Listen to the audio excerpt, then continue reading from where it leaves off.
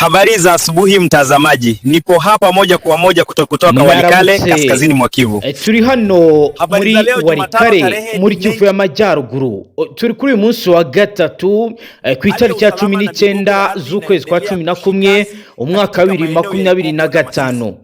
Tugiye kureba imiterere y'umutekano ndetse n'imirwano ikomeye mu duce twa Ikobo na teritwari ya Masisi.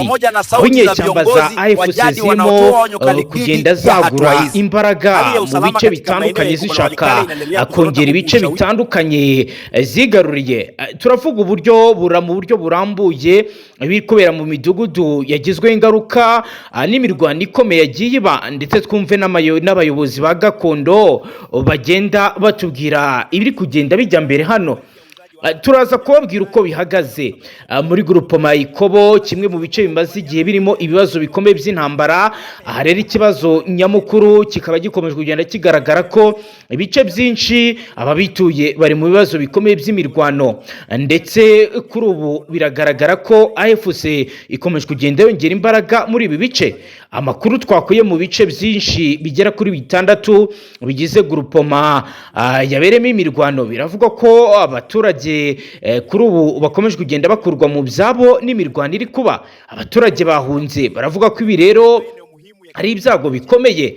Mu mwanya amaze kuganira n'umwami Rukinga Mukasi Godfrey, umuyobozi wa groupement, atuganiriye ko nawe ibi bikorwa bikomeje kugenda biba bibi cyane. Mu mvugo ituje yagize ati kwambura abaturage uburenganzira bwabo mu buryo buteye impungenge. Yavuze ko rero amasezerano yose akomeje kugenda agaragaza ko imirwano igomba guhagarara, ariko bagatungurwa nuko ibintu bikomeje kugenda biba. Muri iki gihe rero Ikobo hakaba rero hadutse ikibijyanye n'imirwano ikomeye mu rugamba. Amakuru twahamirijwe n'abaturage b'imbere aravuga ko muri gace ka Kazinga, agace kari mu murenge wa Osoba Nyungu, kuri ubu kongeye kugwa mu maboko y'M23 kuva ku itariki ya 14 mu cyumweru gishize. Ibiro bikaba byatumye abazaniro nabo bari muri ibice batangira gutegura operation zo kongera kwisubiza.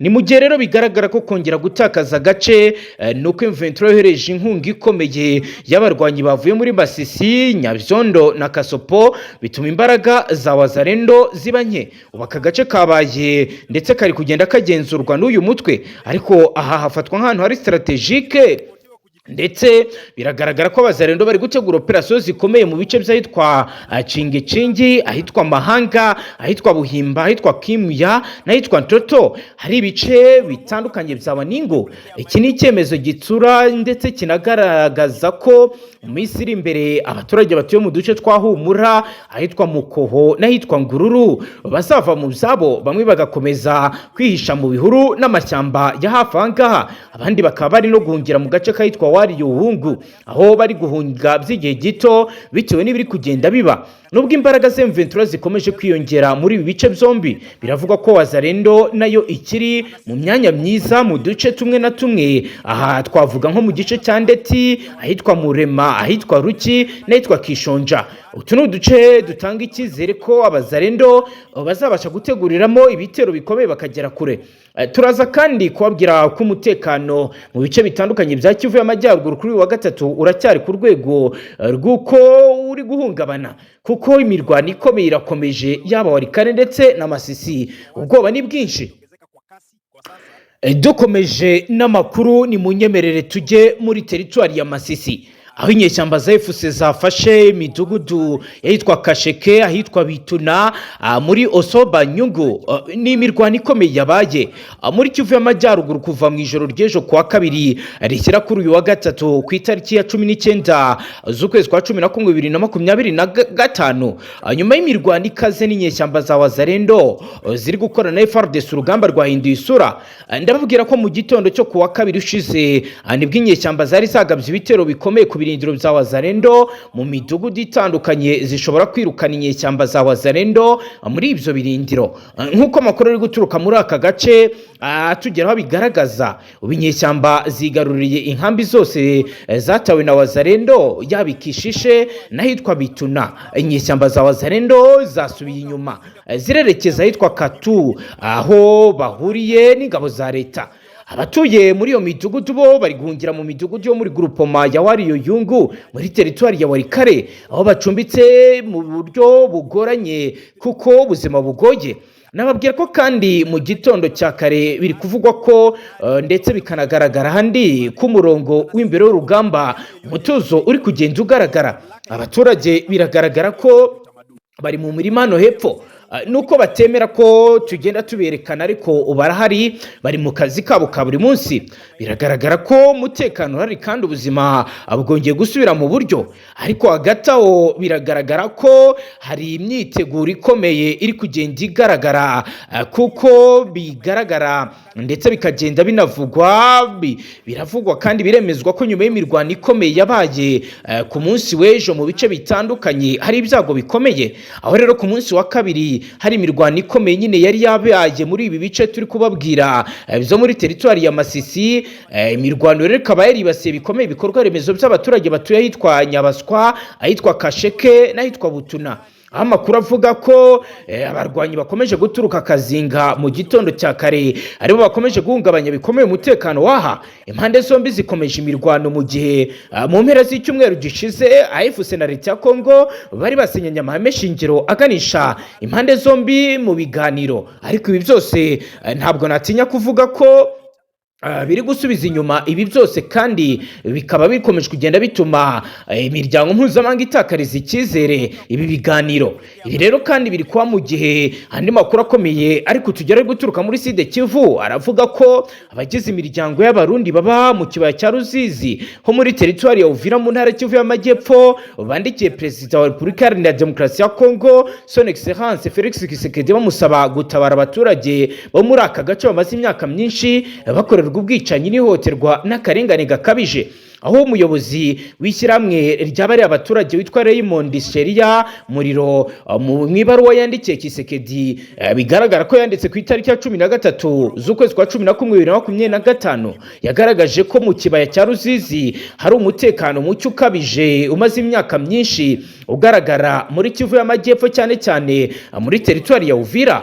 Kopi y'ibaruwa nagerageje gucishamo amaso ndetse yanoherereje abayobozi barimo Perezida William Ruto wa Kenya, akaba n'umuyobozi w'umuryango wa Afurika y'Uburasirazuba, ndetse na Perezida Yoweri Kaguta Museveni wa Uganda, na Perezida w'u Rwanda Paul Kagame, ndetse na Perezida w'u Burundi Evariste Ndayishimiye, ndetse na Perezida wa Tanzania Samia Suluhu Hassan wa Tanzania, ndetse na Salva Kiir wa Sudani y'Epfo, ndetse na Hassan Mohamud wa Somalia, ababa ndetse na Perezida Joe Lorenzo wa Angola muri iki gihe uyoboye umuryango wa Afurika yunze ubumwe, ndetse akaba na Perezida kimwe w'umuryango mukuru w'abibumbye Antonio Guterres nawe yahawe kopi, ndetse n'abandi baturage bakaba rero babonye kopi yayo. Arababwira ko abarundi baba mu kibaya cya Ruzizi bavuga ko bamaze imyaka myinshi bakorerwa ibikorwa by'iterabwoba n'ubwicanyi, ihohoterwa rishingiye ku gitsina, ivangura rya politike, akajagari k'ubuyobozi, ubukene bukabije ndetse n'isenyuka ry'ibikorwa remezo. Akaba rero avuga ko aba barimo n'ubwoko bw'abanyamurenge babajwe bikomeye n'ibikomeje kugenda bikorwa, ndetse babajwe n'iyicwa ry'umwami wabo witwa Ndabagabo Nsabimana Floribert, kimwe na bene wabo bagiye bicwa mu bihe bitandukanye. Ibyo rero bikaba bigaragaza ko byabateye gutakaza icyizere, ndetse bikaba byarateye ubwoba bwinshi muri aba baturage. Mu ibaruwa yandikiye Tshisekedi akaba anavuga ko nubwo batanze ubusabe bwabo inshuro nyinshi ku nzego zitandukanye, ibyo basaba bikomeje kugenda byirengagizwa. Bakavuga ko ibi byose byabateje gukorerwa ndetse no gukorerwa ivangura rikomeye ryagiye rituma bamwe muri bo bapfa. Aba baturage baranasobanura ko batwarwa n'ubutegetsi cyangwa bagasaba ibintu by'umurengera, ahubwo bagasaba gusa ko bahabwa ubutabera, uburenganzira bwabo nk'abaturage bukaba bwabubahirizwa mu rwego rusanzwe. Mu byo basaba Perezida Tshisekedi harimo gukuraho no kwirukana ingabo z'u Burundi, imbonerakure ndetse n'abarwanyi ba FDLR bagaragara muri sheferi yabo babangamira. bavuga ko kandi abo barwanyi bafatanya n'amatsinda yitwaje intwaro harimo Mayi na Wazalendo bakomeje guhotera abaturage babasambanya babasahura ndetse bakabaka amatungo yabo. Abaturage kandi baravuga ko bababajwe na leta ikomeje kugaragaza aho yirengagiza ukuri muri aka gace, kandi ibyo bikaba bihurwaho imitwe yitwaje intwaro n'ingabo z'amahanga zikaba zikomeje kubagirira nabi. Kubwa bariya banyamurenge bakaba bamaze igihe kinini bagaragariza leta ko bagomba gukorerwa ibintu byihuta umutekano ukagamburuka. Biro bikaba bigamije kurengera abaturage, kongera icyizere mu bayobozi no gushyiraho ibiganiro byimbitse kugira ngo ibibazo bimaze imyaka myinshi bibashe gukemuka. Yunzemo ati abanyamurenge baba muri Ruzizi n'abarundi bahanganye bikomeye n'ibikomeje kugenda bibakorerwa ukwabo, bikaba ari intandaro y'imfu ndetse n'ubugizi bwa nabi bya hato na hato. Turarambiwe, dukeneye ko amahoro agaruka, dukeneye ko ubuzima bwongera kugenda neza, tukabasha gukomeza ibikorwa byacu by'iterambere ndetse n'ubuzima bwa munsi, kuko twugarijwe bikomeye n'ibikomeje kugenda biba kandi birabangamira imigenderanire ndetse bikanabangamira ubuzima bwa munsi tubayemo. Ibi rero nibikomeje kugenda bitubangamira kandi bikaba bikomeje kugenda biba bibi cyane. Ndagira ngo dukomeze n'ubundi amakuru yacu turebe ibiri kuvugwa kuri Colonel Gapanda aho yitabye ubuyobozi bwa segiteri nyuma y'impamvu zikomeye zo kumukoraho iperereza.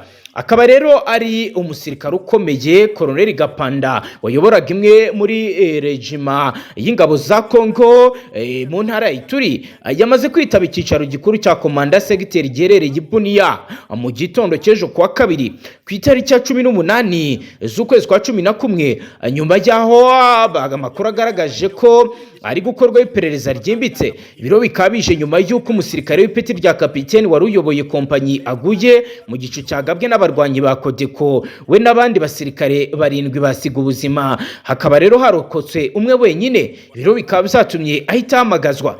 Amakuru dukesha abari mu nzego z'umutekano hano aravuga ko kapiteni yari amaze igihe gito avuye mu yindi regima aho yari yatanze umusada kwa Colonel Gapanda. Umwe mu munsi umwe rero igitero kikaba cyamuhitanye, yarahamagawe n'abashinzwe imicungire y'ifaranga mu ngabo za C4 ngo aze gufata amafaranga y'abasirikare ayoboye.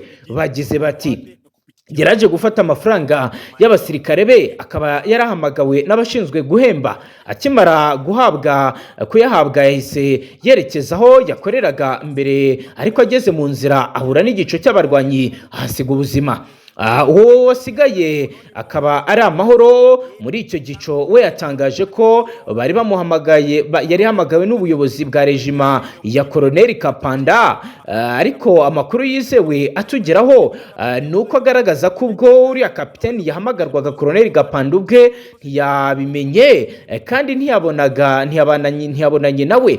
Nyuma y'uru rupfu rutunguranye rwatangiye gukekwa ko rufite aho ruhuriye n'abashinzwe imicungire y'amafaranga y'abasirikare. Bamwe mu basirikare bashinzwe guhemba muri regima ya Colonel Gapanda bahise bahamagazwa i Bunia muri segiteri kugira ngo basobanure. Ibi rero ni nabyo byahise bituma Colonel Gapanda ubwe asabwa kwitaba ubuyobozi bwa segiteri kuwa kabiri ku itariki ya 18 z'ukwezi kwa 11 2025. Hari amakuru kandi yatangiye gukwirakwira ko uyu muyobozi yahamagawe i Kinshasa, ariko inzego z'umutekano zabwiye itangazamakuru ko ibyo atari byo, ahubwo ko ari ukwitaba ubuyobozi bwa segiteri Bunia nk'uko bisanzwe mu mikorere y'ingabo zahangaha. Iperereza riracyakomeje mu gihe ingabo zo muri iyi ntara ya Ituri zirimo gushaka kumenya icyishe nyuma y'urupfu rw'uyu musirikare ndetse n'irengero ry'amafaranga kuko bitazwi aho yagiye. Nubundi tukiri mu burasirazuba bwa Repubulika Iharanira Demokarasi ya Kongo muri teritwari ya Ituri, hari kuvugwa rero indi nkuru y'incamugongo aho yitwaje intwaro bishe umuturage bamusanzwe mu ivuriro ry'ahitwa Byambwe. Ibiro bikaba byateje ikibazo gikomeye nk'uko rero amakuru atugera bigaragaza mu burasirazuba bwa Repubulika Iharanira Demokarasi ya Kongo. Abasivili bakomeje kwibasirwa mu buryo bw'iterabwoba aho kuwa mbere ku itariki ya 16 z'ukwezi kwa 11 umwaka wa 2025 abasivili bakomeje kuba bataka bitewe nuko abarwayi bikekwa ko aribo abarwanyi bikekwa ari mu mutwe wa ADF ADF bagabye igitero ku kigo nderabuzima cy'ahitwa Byambwe giherereye muri teritwari ya Rubero mu ntara Kivu y'Amajyaruguru, bica abantu 29 abarenga. Amakuru ari gutangazwa n'inzego z'umutekano mwakara gace aravuga ko abarwanyi binjiye mu ivuriro mu masaha ya nijoro bagasanga abarwayi n'abakozi bahari, hanyuma barabica badasize n'umwe. Abarokotse rero kuri ubu bakaba bari nabo mu bitaro bikomeye bari kuvurwa bitewe n'ibikomere. Ibitero bikaba bikomeje kuba ndetse mu gihe abaturage bo muri aka gace aho imitwe yitwaje intwari irimo ADF imaze imyaka myinshi ikora ibikorwa by'iyicarubozo bamaze igihe kinini batakamba, imugirira ikibabaje ubuyobozi bwa Kongo bwananiwe kurwanya iyi mitwe nk'uko bigaragara. Abaturage n'abayobozi b'inzego z'ibanze barakomeje gusaba ko harushaho kongerwa imbaraga mu kurinda ubuzima bw'abaturage no gushaka ibisubizo birambye kuri iki kibazo cy'umutekano muke kimaze imyaka myinshi mu burasirazuba bwa Kongo. Aho rero benshi basaba ndetse bakavuga ko usanga rimwe na rimwe ibi byose biba abasirikare FARDC bari hafi ariko ntibatabare, ibintu bikomeje kugenda biba ikibazo gikomeye. Ndagira ngo mbabwire ko rero kuri ubu abaturage baravuga ko bidatinze bazigaragambya. Naho amakuru tuyakomereje kwarabana n'ububanyi n'amakungu, turababwira ko amakuru akomeye akomeje kugenda agaragaza ko hakomeje guterwa intambwe ikomeye mu gushakira amahoro Repubulika Iharanira Demokarasi ya Kongo, aho rero Kisekedi yakiriye intumwa idasanzwe y'umunyamabanga mukuru wa Loni n'ubundi nibirebana n'ibibazo bihari. Ahari ku munsi w'ejo kuwa kabiri ku itariki ya 18 kwezi kwa 11 nibwo ibiro byo muri site Dora Enyo Kinshasa Perezida Kisekedi Chirombo yakiriye intumwa idasanzwe y'umunyamabanga mukuru w'umuryango w'abibumbye mu karere k'ibiyaga bigari Hangsia, bagirana ibiganiro ku bijyanye n'inzira zitandukanye z'amahoro zirimo izigomba gushyikana Repubulika Iharanira Demokarasi ya Kongo ku mahoro arambuye. Bwana Hangsia yagize ati, nateze amatwi perezida kugira ngo numve uko abona ibintu muri iki gihe, umuhate w'amahoro ya Afurika ndetse inayobowe na Amerika na Katari. Yakomeje agira ati, icyo twizeye nuko abo bireba b'abanyafurika ndetse n'abanyamahanga bazafatanya mu rwego rwo kurushaho gukorana kugira ngo iki kibazo kirangire mu burasirazuba bwa Kongo ndetse no mu karere. Kuva mama wa Gatatu yagaruka kuri ubu ibintu bikomeje kugenda bihungabana. Ni mu gihe intumwa zidasanzwe z'umuryango mukuru w'abibumbye zavuze ko zizeye ko hazabaho iterambere ryinshi kandi rifatika. Uyu ni umwanya wo gufata kugira ngo dushyire mu bikorwa ibifatika ibyo twiyemeje byose kuva mu myaka 90 ishize, ni ugushyira mu bikorwa ibikorwa byose bikenewe nta buryarya bivuye ku mutima, kandi tugakomeza ibyo twiyemeje byose. Amasezerano bizadufasha kugera ku mahoro. Hangsia yijeje impande zitandukanye inkunga ya Loni mu gushaka amahoro y'akarere k'ibiyaga bigari. Ati umuryango w'abibumbye binyuze mu buryo butandukanye uherekeza kandi ushyigikira ibihugu by'akarere mu mihate yose y'amahoro, yaba iya Afurika cyangwa iyo hanze. Intego ni ugukemura iki kibazo vuba na bwangu. Hanyuma intumwa zidasanzwe z'umunyamabanga mukuru w'umuryango w'abibumbye zashimye umukuru w'igihugu cya Kongo ku myitegurire y'inama ya 9 mpuzamahanga mu karere k'ibiyaga bigari ICGLR yabereye i Kinshasa. Bashima uburyo yagenze ndetse banashima uburyo ibintu bikomeje kugenda bigenda neza, kandi bakaba bavuga ko ibikomeje kugenda biba ndetse n'ibikomeje kugenda bitangazwa byose bizavamo igisubizo cyiza kandi gitanga amahoro mu bijyanye n'ibikomeje kugenda bigaragara. Akaba rero ari ibikomeje kugenda bitangazwa ndetse n'ibivugwa mu gihe hari andi makuru n'ubundi avugwa mu banyi n'amakungu, aho bavuga ko umuryango w'abanyarwanda bo mu Bufaransa n'inshuti z'abanyarwanda CLF wandikiye urwego rugenzura itangazamakuru bikoresha amashusho n'amajwi Olecom rumenyesha ko rutishimiye ikiganiro radio mpuzamahanga RFI iheruka kugirana n'umutwe FDLR wiganjemo abagize uruhare muri jenoside yakorewe abatutsi mu 1994. Niba mwibuka neza, hari ku itariki ya 10 z'ukwezi kwa 11 nibwo Radio France Internationale yagiranye ikiganiro n'umuvugizi wa FDLR Focal Lieutenant Colonel Augustave Mutimura, aho uyu yabwiye ko uriya mutwe uzakomeza guhangana kugeza igihe u Rwanda ruzemerera ibiganiro nawo. Liyetena Mutimura yagaragaje ko abarwanyi ba FDLR bagumye mu mashyamba ya Kongo kubera ko bari kurinda impunzi z'abanyarwanda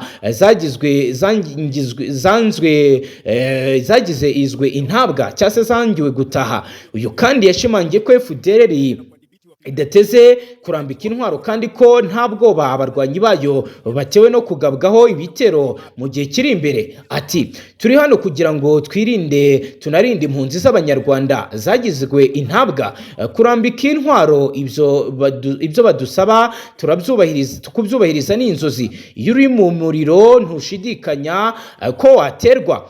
Perezida wa SRF Renzaho Manzi Christophe yabwiye radio Agasaro Kaburanga ko impamvu nyamukuru bareze refi ari uko yanze gusobanura no kugaragaza abo FDLR bari bo.